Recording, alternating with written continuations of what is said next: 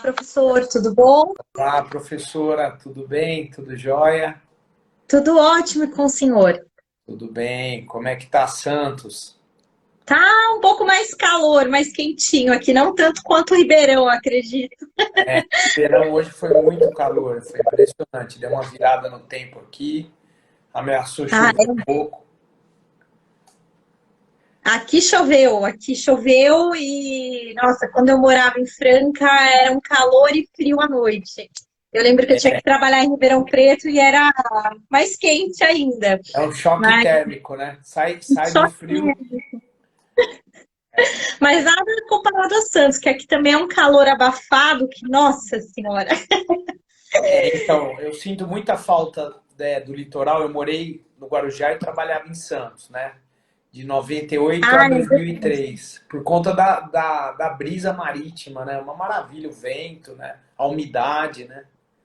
É diferente de Ribeirão, que é só cana e é tudo seco, né? Mas, Infelizmente eu sofri, viu, no começo. mas é uma cidade muito boa, eu gosto bastante. Tem o Musqueira, que eu gosto. Pois é. Coincidência. Ai, Ribeirão tem o Mosqueiro, o Pinguim, né? E Santos tem o lugares pinguim. ótimos também, né? Sim. Os restaurantes aí são fantásticos. Nossa, eu tenho muita saudade daí. É, eu Bom, sou suspeita, moro em frente à praia, então. nossa, que gostoso. Muito bom. Professora, seja bem-vinda. Obrigado pelo convite. A professora Tatiana é brilhante tributarista, tem vários livros pela editora Juspodium, é muito atuante nos cursos em geral, tanto preparatórios para concurso quanto em pós. Aí. Seja muito bem-vinda. É uma honra bater esse papo aqui sobre arbitragem. Eu que lhe agradeço. E eu sou só fã, já começo falando isso, porque já assisti várias palestras do senhor. E, particularmente, esse assunto é um assunto que eu gosto bastante, a arbitragem. Quando eu tive o meu primeiro contato com a arbitragem, eu ainda era uma bolsista da FAPESP, que eu comecei a pesquisar em direito marítimo. Então, no direito marítimo, nós já temos a arbitragem tributária utilizada de forma bem frequente. Eu acho que é mais comum a arbitragem do que propriamente o judiciário, né?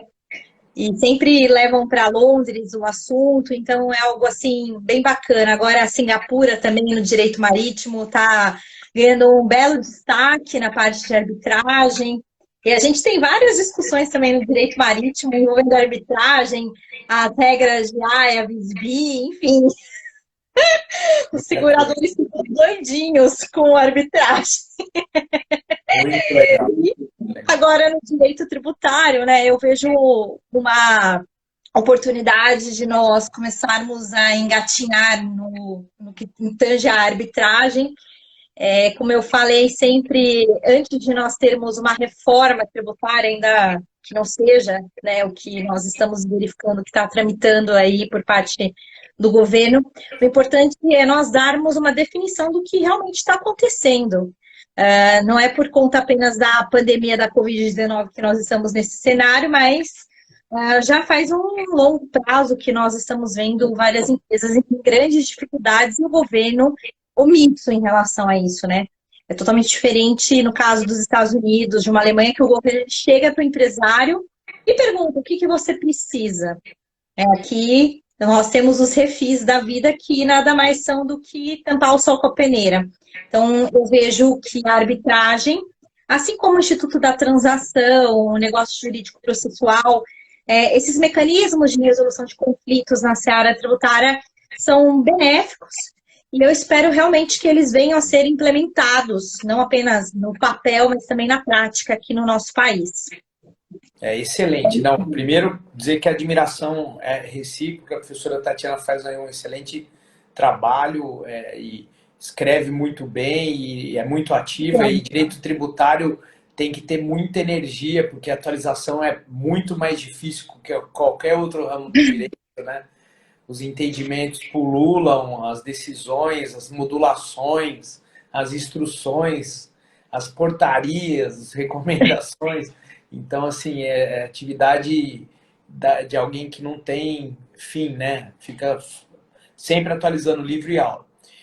E você tocou num ponto central, né? Infelizmente, o poder público não se curva. No meio da pandemia aumentou tributos, a arrecadação cresceu, né? Vejam, várias medidas suspenderam, confiscaram o tempo de serviço dos servidores públicos durante a pandemia, é um caso de confisco. O Supremo declarou constitucional, mas foi um caso de confisco. E teve aumento da arrecadação em todas as esferas, não só causado pela transação. A transação tributária aumentou a arrecadação da União e aumentou a arrecadação do Estado de São Paulo. Mas nós temos aí uma elaboração de uma reforma muito fraca tecnicamente, porque os técnicos estão criticando muito, né, professora? Ah, sim. Na verdade, nós temos 3 propostas tramitando, no caso, a PEC 110, que está no Senado, a PEC 45, a qual me filio, que eu compreendo ser, assim, mais benéfica do que as demais, que está na Câmara, e agora a proposta fatiada do ministro da Economia, Paulo Guedes, eu até falo que é dele, porque, de fato, ele que está encabeçando a proposta, primeiro com o CBS, agora o imposto de renda, e, de fato, tenho certeza que, lógico, vai ser aprovada essa questão da tributação dos dividendos, e todo mundo fala, mas o Brasil é um dos únicos países que não tributa dividendos, lucros e dividendos, mas o Brasil ele não é igual a todo mundo. Eu vejo muito essa questão envolvendo a Alemanha, que particularmente é um país que eu admiro, e eu estudei o Steuerrecht, né, o direito tributário alemão. Lá você tem, sim, uma arrecadação tributária até mais agressiva do que no Brasil, mas o emprego da receita, né, da arrecadação tributária é totalmente diferente. Lá você não paga um plano de saúde. Então, é algo que você tem aquele retorno do Estado alemão para a sociedade.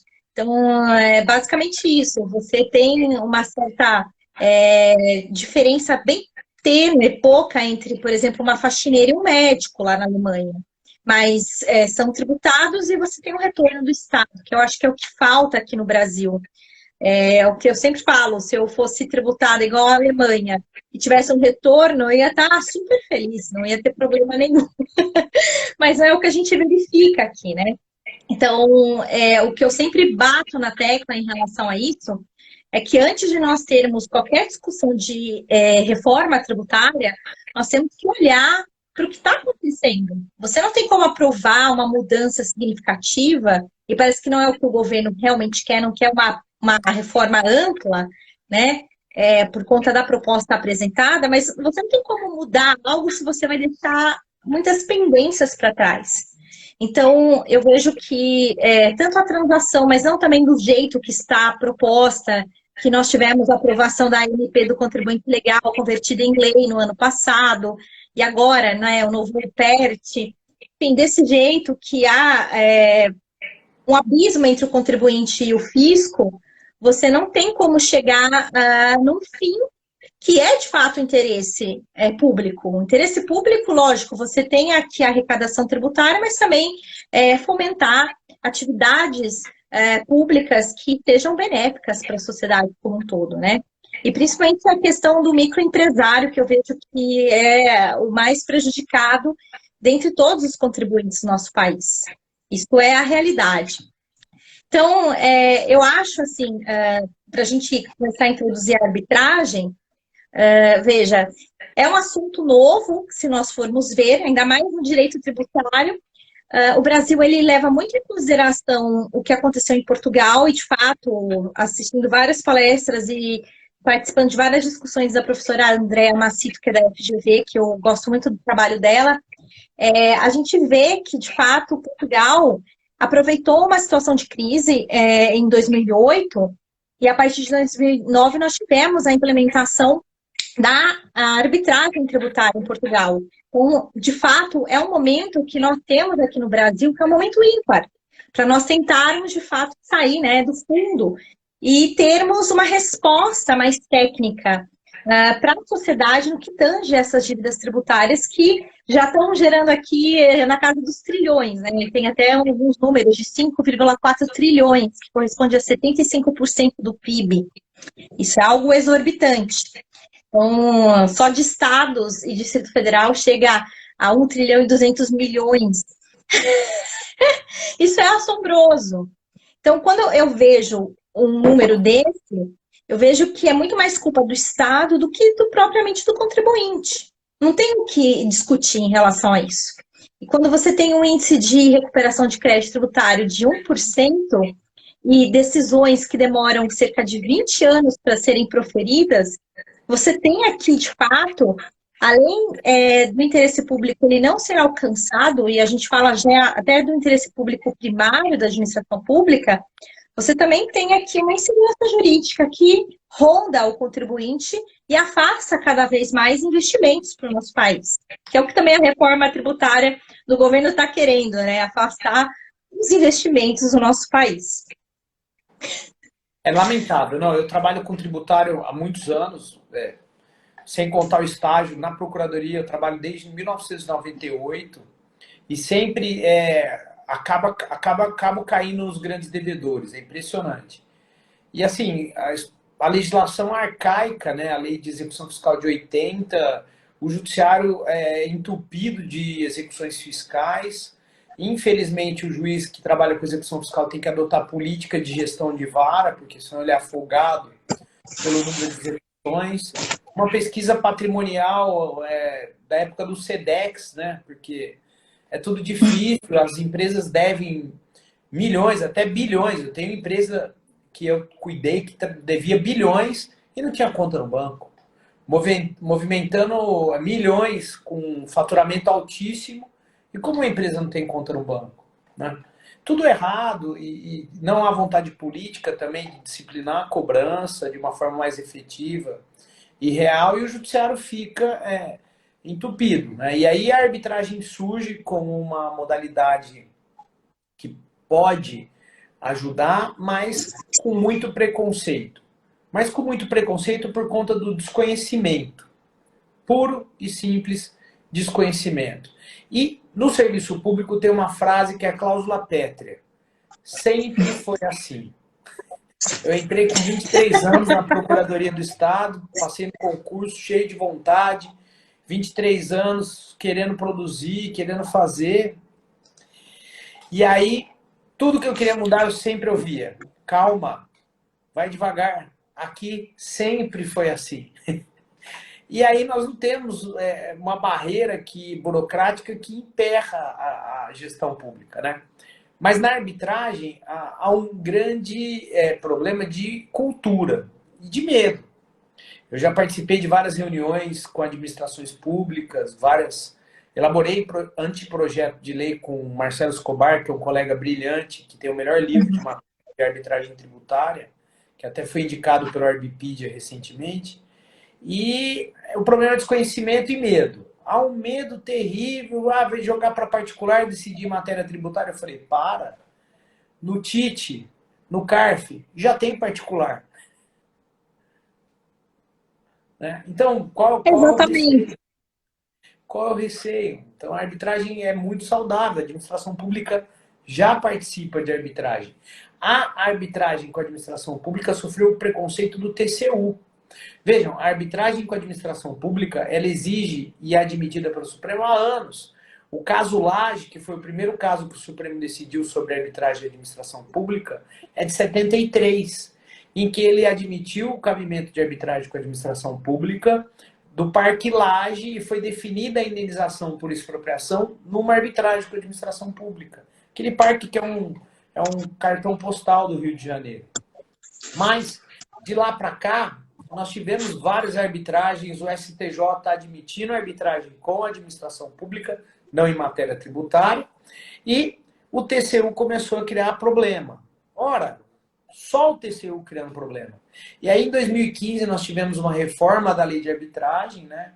E a lei 13.129 passou a prever expressamente a arbitragem com a administração pública, mas era algo que já era admitido pelo Supremo e pelo STJ. Vejam, e nesse panorama, os estudiosos falam, olha, não tem sentido não ter arbitragem tributária. Por quê? Porque a lei de arbitragem, quando prevê arbitragem com a administração pública, prevê de forma ampla. E aí nós aplicamos aquela lição do grande mestre Carlos Maximiliano, do livro Hermenêutica e Aplicação do Direito, no sentido de que quando a lei não restringe, o intérprete não pode restringir. Quando a lei prevê de forma ampla, sem limitações evidentes, o intérprete não é o legislador e vai criar restrições àquele dispositivo legal. Portanto, se a lei já prevê, nada impede a realização de arbitragem em matéria tributária. Só que, no Brasil, tem aquela cultura de que a administração pública só pode aplicar se a lei prevê perna direita, avança 1 centímetro, perna esquerda, avança outro. Não tem previsão específica, embora nós temos várias previsões legais em outros diplomas de arbitragem com a administração pública. Tem desde a lei de desapropriações, a lei de licitações, mas é desnecessário. Mas é muito difícil qualquer administrador público aderir à arbitragem tributária sem algum dispositivo expresso assim prevendo.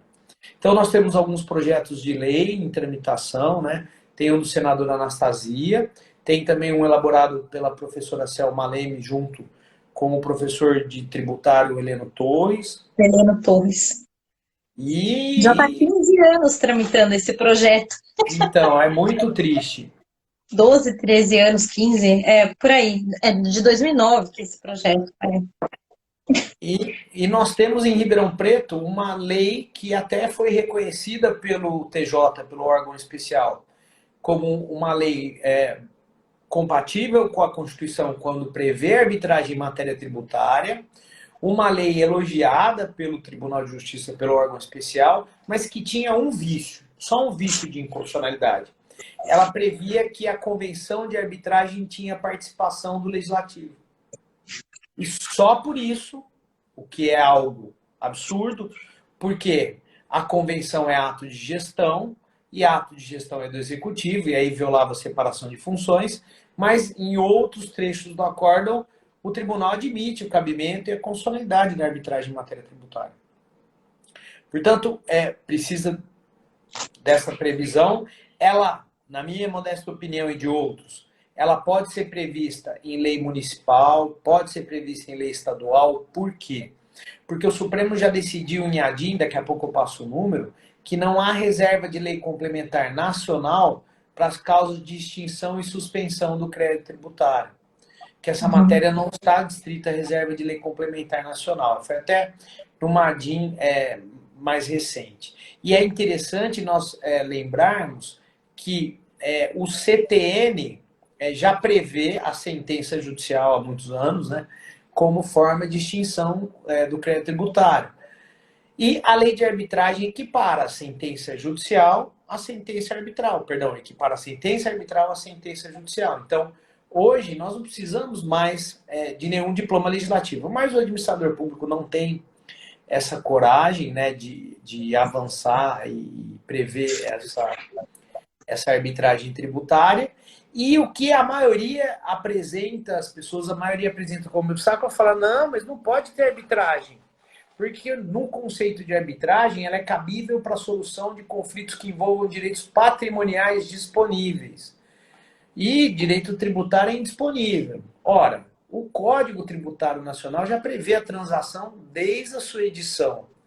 E a partir do momento que há o direito no Código Tributário Nacional, o direito tributário como direito transacionável, é esse o conceito de direito disponível da lei de arbitragem. São aqueles direitos que você pode transacionar. Além disso, a transação tributária é uma tendência, e mais ainda, ela é uma realidade prevista em 2 leis federais e também em uma lei do Estado de São Paulo. E vários entes federativos estão nessa corrida da transação, porque a transação aumentou a arrecadação. E veja, não é uma transação tão elogiável, eu acho uma transação muito amarrada ainda. Porque é uma transação por adesão, né, professora? Fala um pouquinho da transação para eu não ficar igual um papagaio. Sim. O senhor está falando em relação à legislação. Como o senhor sabe, eu também leciono direito aduaneiro, atuo muito na parte de direito aduaneiro. As pessoas, às vezes, elas cometem o equívoco de falar que direito aduaneiro é direito tributário, mas não tem nada a ver. E nós temos já a previsão, desde a época do Império, do Instituto da Transação, no antigo regulamento aduaneiro, que é o regulamento de alfândegas e mesas de renda. Então, desde a época de Dom Pedro II, nós tínhamos o Instituto da Arbitragem e, pasmem, era para resolver questões quanto à valoração aduaneira, para a gente hoje, a valoração aduaneira, e classificação fiscal.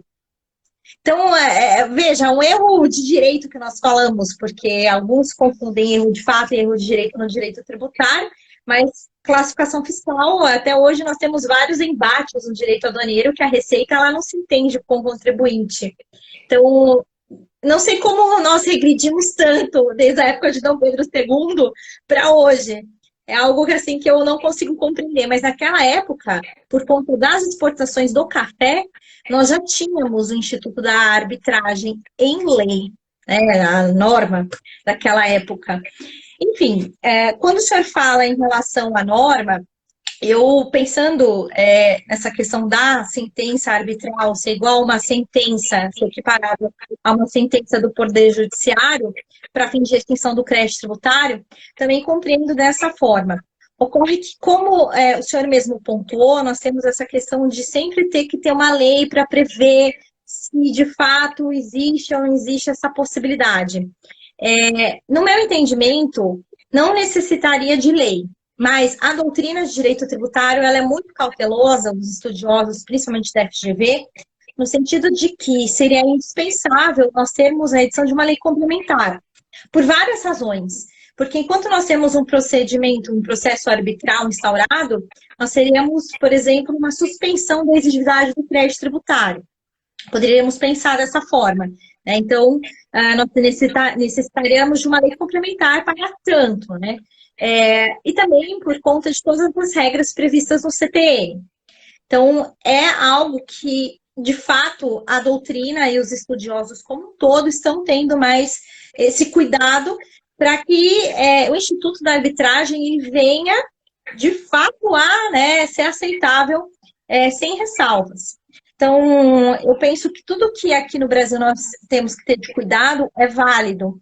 Até porque a transação, como o senhor mesmo disse, ela tem dois aspectos. Primeiro, nós tivemos a edição de uma medida provisória, MP do Contribuinte Legal, que foi convertida em lei ordinária no ano passado, em abril de 2020.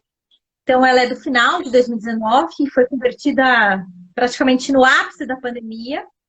E agora nós estamos debatendo sobre essa questão da transação, de contemplar mais pessoas, né, devedoras, como pessoas físicas, dando uma oportunidade para transacionar com descontos maiores em juros e multa, e também prazos mais razoáveis para o pagamento.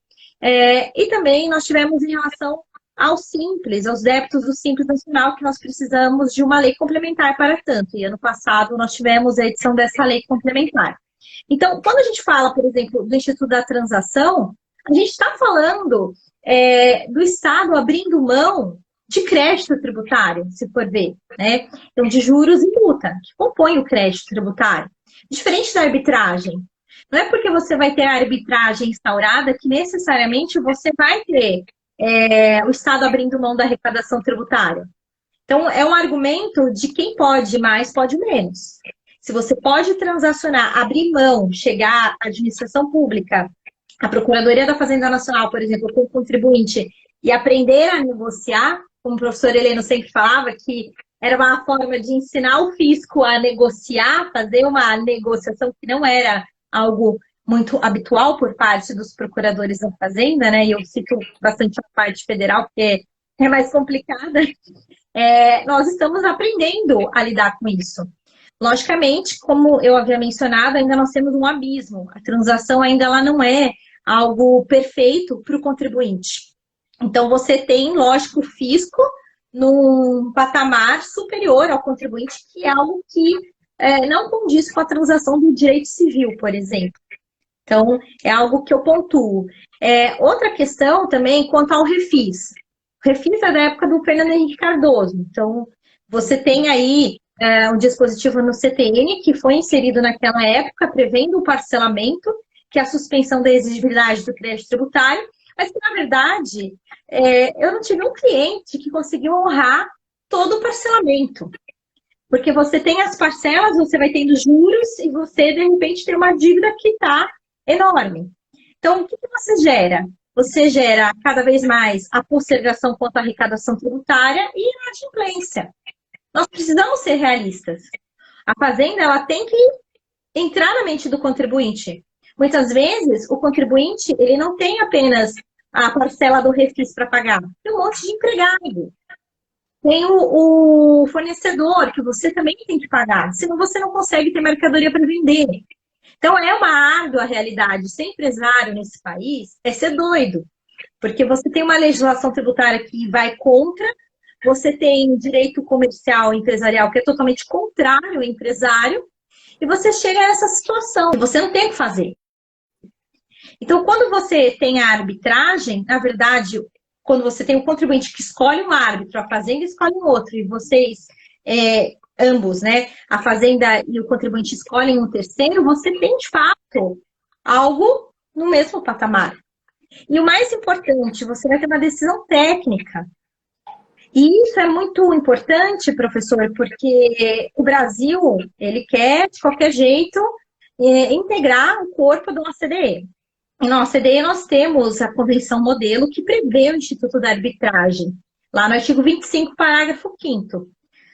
Primeiro, nós temos o procedimento amigável, que, ao meu ver, não é algo que, nossa, é bacana, porque você tem uma decisão que não vincula tanto as partes, o contribuinte ele não pode participar, ele apenas provoca o Estado para o Estado ter uma relação diplomática com outro Estado, por causa daquela questão do artigo 7º e do artigo 21, que o Brasil ele sempre entra em conflito com os Estados. Então, nós tivemos até a Alemanha denunciando um acordo para evitar dupla tributação com o Brasil. E a Alemanha, a mesma Alemanha, ela tem um acordo de dupla tributação, para evitar dupla tributação com os Estados Unidos, que prevê a arbitragem. Então, é algo, assim, que se nós não dermos continuidade ao avanço, né, da arbitragem no nosso país, nós vamos ficar a ver navios no cenário internacional. E o Brasil está celebrando vários acordos de evitar a dupla tributação. Nós tivemos agora, acho que em abril, foi com os Emirados Árabes, e eu estive em Dubai em junho, até conversei com um colega da área, né, na plena lua de mel que eu fui para Dubai, e eles vêm com bons olhos, porque há uma necessidade de ter um investimento mais assíduo no Brasil por parte dos Emirados Árabes. Só que é muito preocupante, porque o investidor, ele não sabe quanto que ele paga de tributo aqui. A gente não sabe se ele vai ser tributado na fonte aqui, quando você tem transferência, serviços técnicos com transferência de tecnologia, por exemplo, sem, se vai ser no estado da fonte ou você vai ser no estado de domicílio, porque é algo que gera uma incerteza no investidor.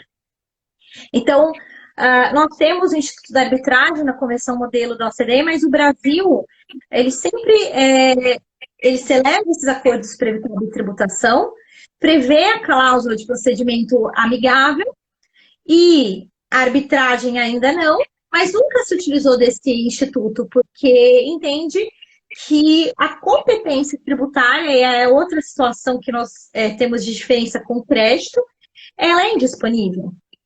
Então, mesmo que você tenha uma má interpretação do acordo, você não pode deixar de tributar porque você tem uma atividade administrativa que ela é vinculada. Então, você tem que tributar, mesmo estando errado. Então, eu acho que isso é algo que vem, de fato, a trazer para o Brasil uma perda de competitividade internacional, né? Então, nós precisamos, de fato, atualizar esse nosso pensamento quanto à não aceitabilidade da arbitragem por parte da administração tributária, sendo que até na época do Império, como eu mencionei, nós já tínhamos arbitragem e regredimos tanto até o ano de 2021. Não, é muito triste. Eu fiquei de citar o número da ADIM que o Supremo decidiu da inexigência de reserva de lei complementar federal para novas hipóteses de suspeição e extinção dos créditos tributários. É a ADIM 2405, julgada em setembro de 2019. Mas é muito triste tudo isso, porque eu tive várias reuniões já sobre arbitragem tributária com alguns representantes do fisco.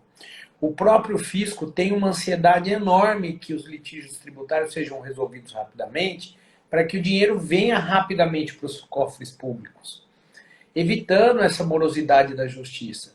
E não há que se fale em qualquer tipo de possibilidade de gerar insegurança do fisco, como também no contribuinte, porque já temos o TIT, o CARF, que tem composição administrativa, não tem a mesma natureza da arbitragem, né?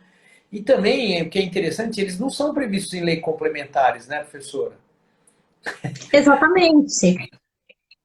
E aí eles vão julgar ali a esfera administrativa quando pode ser extinta a obrigação ali naquele julgamento. Agora, dentro do fisco, quais são os porquês? Por que não, né? Por que não? Por que não? Eu acredito que a primeira coisa que a gente percebe, e uma preocupação que nós já vimos, foi que é importante que na convenção de arbitragem conste que o árbitro deverá seguir os precedentes vinculantes do artigo 927 do CPC. Porque essa é a maior briga hoje na doutrina arbitralista. O que acontece? Não há nulidade da sentença arbitral se o árbitro não aplica um precedente vinculante. Esse é o entendimento majoritário. Há entendimento em sentido contrário de vários autores respeitadíssimos, vou citar alguns aqui, Guilherme Riso do Amaral, Márcio Bellocchi, professor Tucci, e também um artigo recente do Rodrigo Fux com o ministro Salomão, que argumentam que nessa hipótese a sentença arbitral não é fundamentada, argumentam que há violação da convenção mesmo ela não prevendo, porque não é matéria de direitos, se transformaria numa arbitragem por equidade. E alguns dizem que viola a ordem pública, né? Que, embora não está no rol do artigo 32, alguns dizem que é de fundamentação anulatória. Agora, a doutrina majoritária é totalmente em sentido contrário, mas a doutrina majoritária alguns fazem essa ressalva. Se constou na convenção que está distrito aos precedentes vinculantes, aí ele foge da convenção. Foge da convenção, viola o artigo 32.4 da lei de arbitragem, que prevê que é nula a sentença arbitral que viola os limites da convenção de arbitragem. Mas por que eles dizem se não está na convenção, não é nula?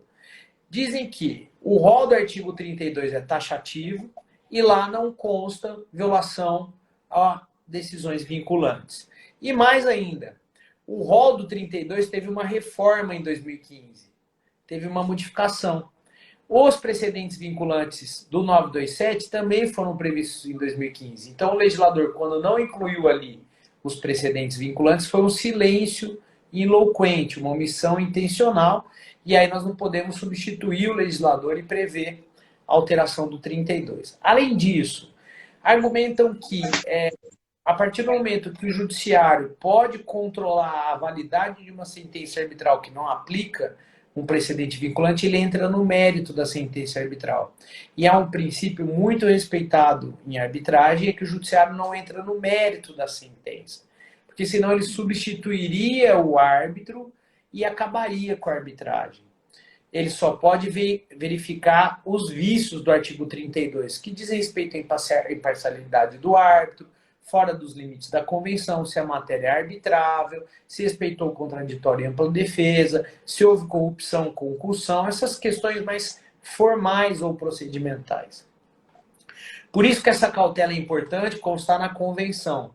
Isso até é uma proposta que nós fizemos nesse anteprojeto de lei, que nós colocamos lá que um dos elementos obrigatórios da convenção é que o árbitro deve respeitar o precedente vinculante.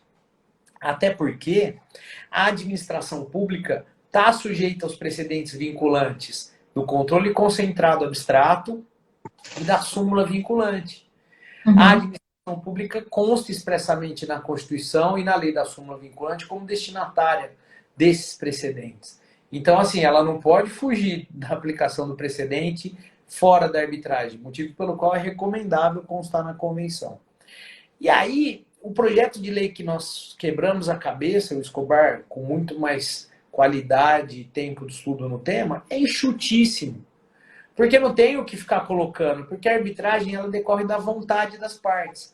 Tanto que a lei de arbitragem, quando prevê arbitragem com a administração pública, ela é rápida. Ela prevê que está adstrita ao princípio da publicidade, ou seja, se o 37 caput não restringe essa publicidade, a lei também reafirma essa aplicação.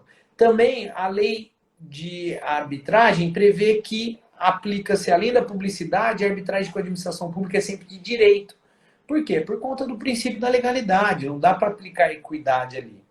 E na lei de licitações, nós temos também um avanço mínimo, consagrando algo que a administração pública já aplicava.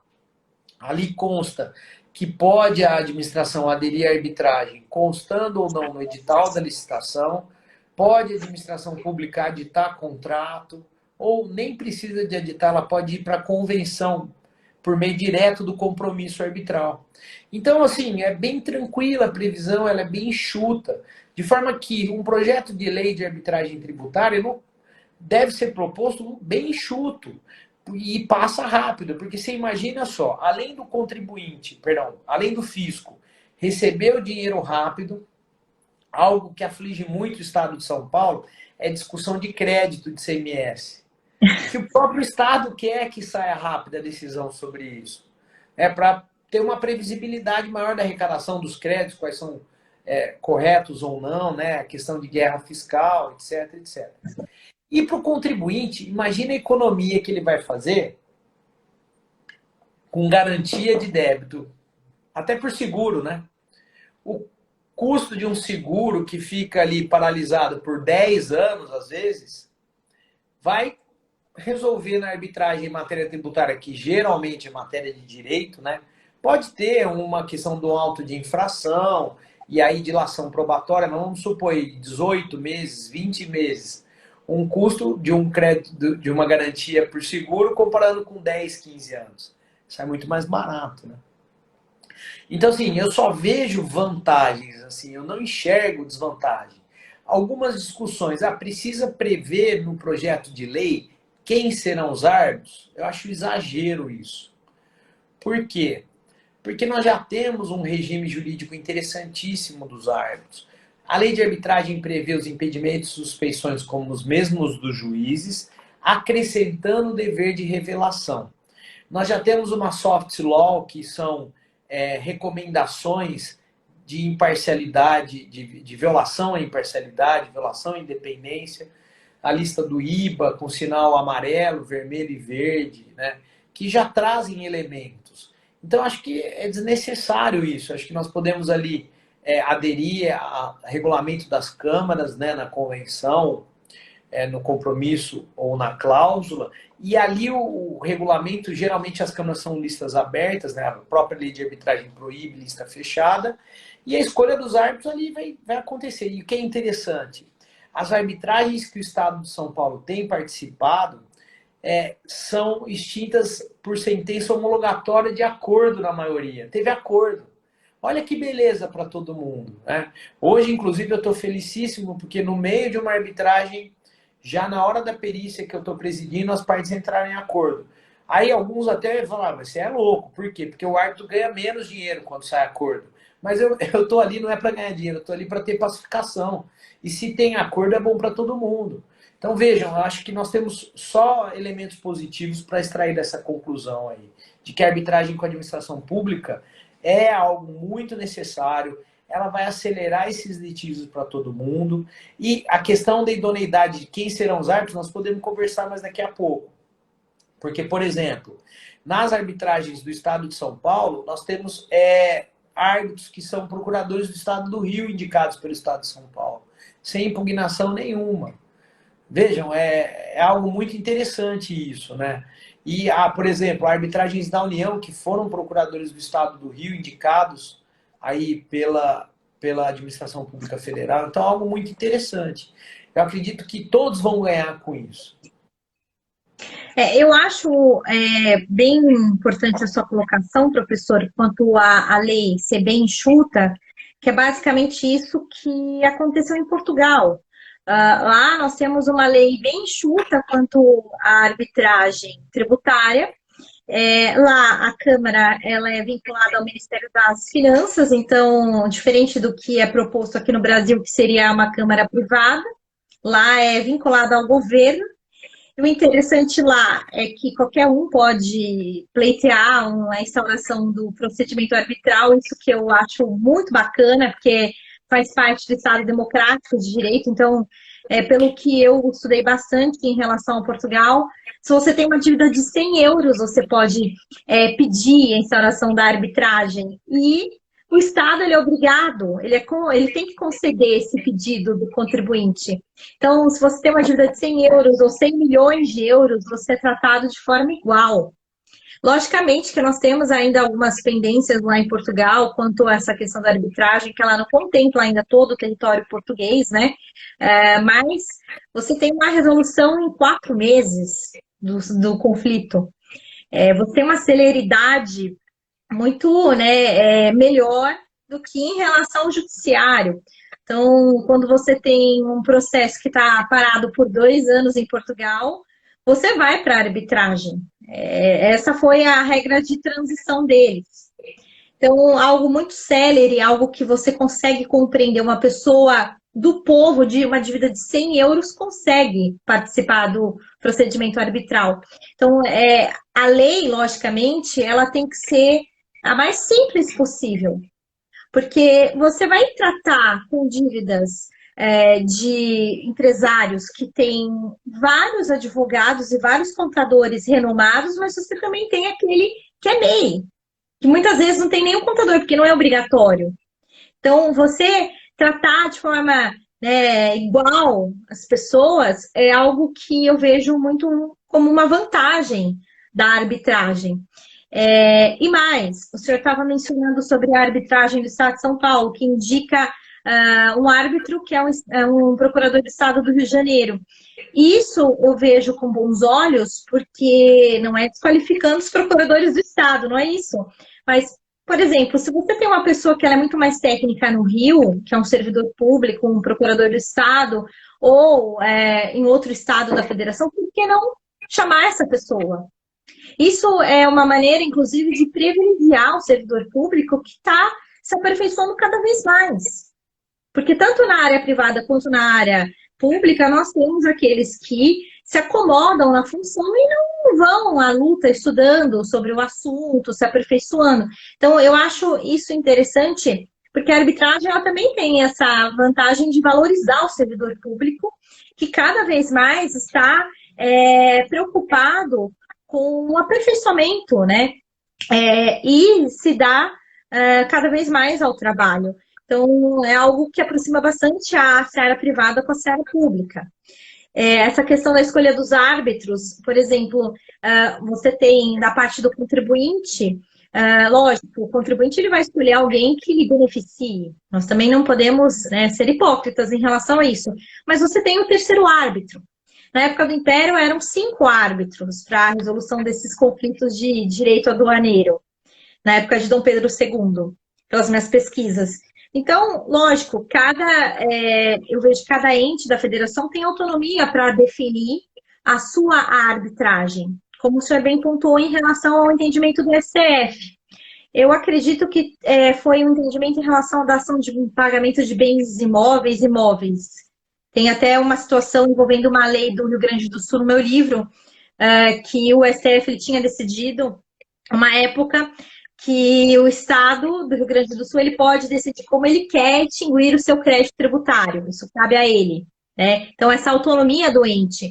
Então, eu vejo que, por exemplo, se o Estado de São Paulo ele quer ter uma arbitragem com 5 árbitros, ele tem essa autonomia. O Estado de São Paulo ele pode legislar sobre direito tributário. Seria bem interessante. O senhor estava até falando sobre a questão de créditos de ICMS.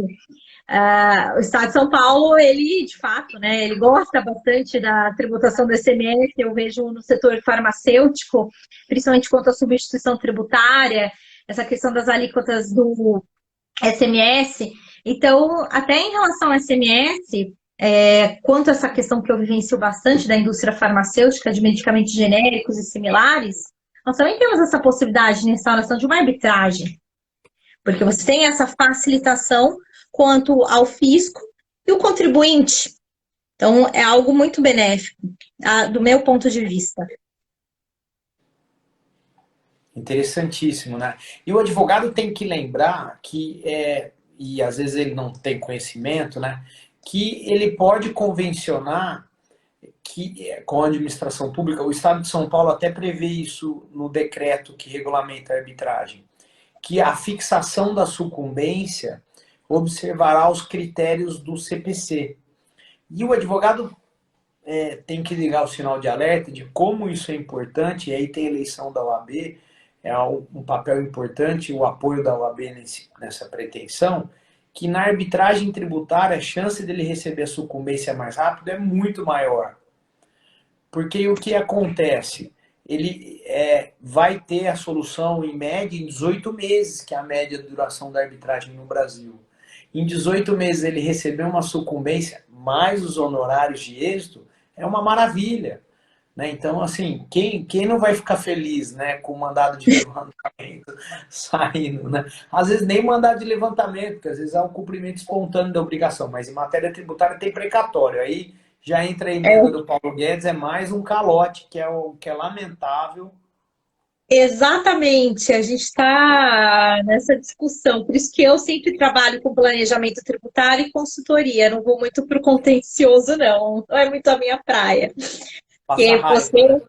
É lógico, quando você trabalha no preventivo, você ganha mais e você ganha menos ruga, né? Porque o tratamento com Botox depois fica caro, né? Porque é complicado. Mas, de fato, eu sempre penso que o preventivo ele é muito mais eficaz e depois do preventivo você tem essa questão da mediação, né? Do acordo entre as partes. Isso é algo que você economiza tempo, você economiza dinheiro e você desenrola a situação e atrai muito mais investidor.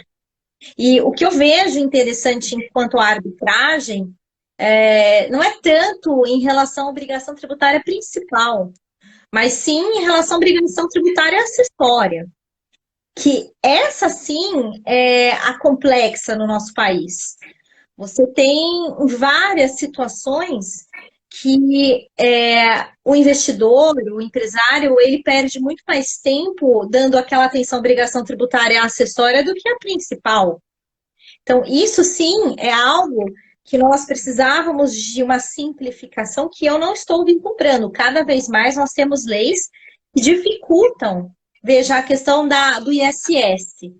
Nós tivemos uma modificação no ano passado quanto ao ISS e várias novas obrigações tributárias acessórias que só prejudicam o contribuinte. Então, o problema do Brasil não é tanto a carga tributária em si, lógico, é um problema sério, mas essa obrigação tributária acessória, que cada vez mais ela vem dificultando o exercício por parte do empresário. E a arbitragem, ela também tem essa situação que pode, de fato, né, atuar para dirimir esses conflitos envolvendo a obrigação tributária acessória, que eu vejo bastante como um êxito por parte desse mecanismo de solução de conflitos. As obrigações acessórias são... E também o manicômio jurídico tributário é muito difícil de acompanhar, né? Eu tenho uma pessoa jurídica que eu sou cotista, é horrível você... As instruções da Receita modificando entendimento, né? Doação recebida por pessoa jurídica é considerado lucro, umas coisas que são difíceis de conceber, malucas, né? E assim, não, também e matéria tributária... Desculpa, pode falar. Não, desculpa, é que eu acho que deu delay também aqui. Não, mas pode falar, pode falar. Não, o senhor falando da questão da Receita, solução de controvérsias da Receita, as consultas, é algo que realmente deixa todo mundo muito doido, porque uma hora a Receita entende de uma forma, outra hora entende de outra forma. A gente está aguardando a questão agora do STF em relação ao ISS na base de cálculo das contribuições, e ao mesmo tempo a Receita tentando limitar, né, essa questão do crédito quanto PIS/COFINS e ICMS. Então, muitas vezes você não sabe se você faz X e está certo, porque daqui a pouco está errado. E a chance de você levar um auto de infração é 99% no nosso país. Como que você vai viver numa insegurança dessa? Instrução normativa da Receita Federal quanto ao imposto de renda é algo assim absurdo. Fora essa interpretação dos acordos internacionais para evitar a dupla tributação, por exemplo, como eu havia mencionado, em relação ao artigo 7º e artigo 21 da Convenção Modelo da OCDE. Uma hora a Receita entende de uma forma, outra hora entende outra. A Alemanha ela tem que denunciar um acordo para depois a Receita abrir os olhos, para não ter a Espanha denunciando um outro acordo. E você tem cada hora um entendimento. Como que você vai viver num país desse que só tem insegurança jurídica? Não tem terrível, como. né? A Isso é modulação em terrível. matéria tributária, Como a para o Estado modulação também. A É modulação em muito matéria complexo. tributária arrepia, né, professora? Eu Ah, sou é. contra, eu escrevo contra a modulação desde 2002, ó.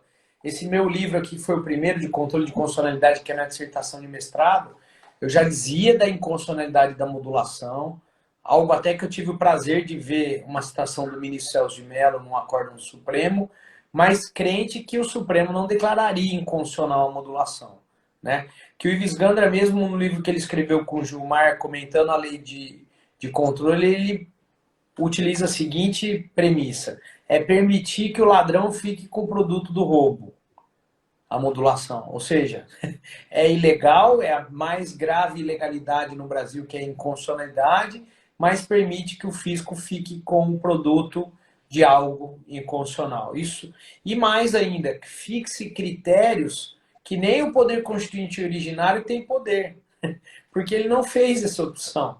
E aí nem o poder derivado também não tem, o Supremo vai lá e diz, olha, eu vou mudar de entendimento hoje e a Receita vai cobrar retroativo. E mais ainda, um Código de Processo Civil que tem um dispositivo que não foi aprovado, eu cito isso aqui utilizando as lições do Cássio Scarpinelli, do professor Nelson Neri, que prevê que o prazo de contagem da ação rescisória, quando o Supremo decide no controle de constitucionalidade, conta a partir da decisão do Supremo. E esse dispositivo nem foi aprovado pelo Legislativo no bicameralismo. Foi inserido depois. A sorte é que pelo menos 3 ministros não se comprometeram na DIN, em uma DIN recente, que o ministro Teori admitiu a validade daqueles embargos rescisórios, mas quanto a essa ação rescisória, ele não teve compromisso. Mas isso é triste.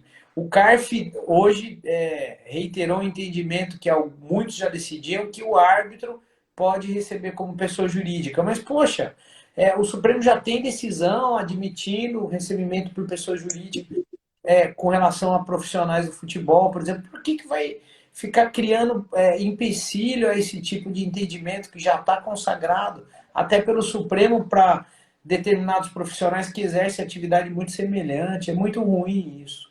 Gera uma insegurança, gera revolta, gera sonegação, porque aí as pessoas que são corretas falam, olha, eu vou parar de pagar, porque eu vou perder de qualquer jeito, né? Então é muito ruim, é muito ruim. Compensa você guardar o dinheiro e depois que você tem uma oportunidade, seja da transação, seja em relação ao parcelamento que você paga à vista e tem redução, né? Você fazer isso. É o que a gente orienta o cliente, porque não tem como. Como que você vai agir no país? Você está pagando e, de repente, você tem uma decisão contrária. E o senhor falou do Nelson Neri, eu fui aluna dele na Unesp, na época do anteprojeto do CPC, o professor, ele achava um absurdo tudo isso. Nunca vamos esquecer uma aula que ele, de fato, comentou, né? Essa possibilidade quanto à modulação de efeitos nas decisões e também quanto a essa questão, discutia-se muito, né? O anteprojeto na minha época de graduação, estou entregando a minha idade aqui, mas ele não conseguia entender. De fato, o professor Nelson Neri sempre, ele questionava bastante. Eu também já tive algumas aulas com o professor Cássio, e sempre foi esse argumento contrário, porque você realmente tem uma insegurança jurídica. uma segurança em segurança jurídica que você não beneficia ninguém, nem o Estado e nem o contribuinte, no caso do direito tributário. É isso aí, terrível. Professor, acho que nós já estamos chegando em quase uma hora. Eu quero Nem agradecer parece, aí. né? Passou muito rápido, foi muito divertido. Obrigado, viu? Eu que E lhe conte sempre agradeço. comigo. Foi um prazer. O senhor é um. Eu sou sua fã, o senhor é o meu ídolo, já saiba. Sempre admirei o seu trabalho, de verdade, porque eu acho que quem é do serviço público e adota a arbitragem como um ponto de partida para todo o seu trabalho, eu acho isso fantástico, porque é uma maneira da gente, né, ir para frente, não cair para trás.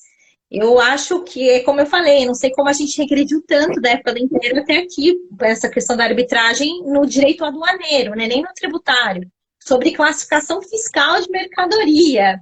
Então, é inadmissível para mim.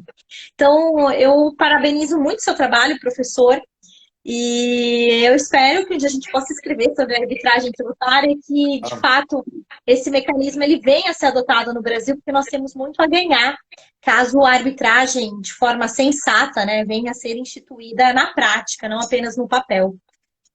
Professora, a admiração é recíproca. Parabéns pelos seus livros, pelas suas palestras, pelas suas aulas. Conte sempre comigo. Uma honra bater esse papo aí. E vamos seguindo em frente e lutando aí para que tenhamos instrumentos que atendam mais, tanto ao Estado, quanto ao particular e mais, quanto ao povo, né? Porque todos serão mais felizes com a adoção de todas essas propostas aqui que nós discutimos. Obrigado, boa noite. Exatamente. Fiquem com Deus, Obrigada, até a professor. próxima. Boa semana. Tchau, pessoal. Vou Obrigada. gravar e te marcar lá no meu Pode IGVT. marcar. Eu vou Tchau. compartilhar. Obrigada. Obrigado. Um Tchau. abraço, tchau.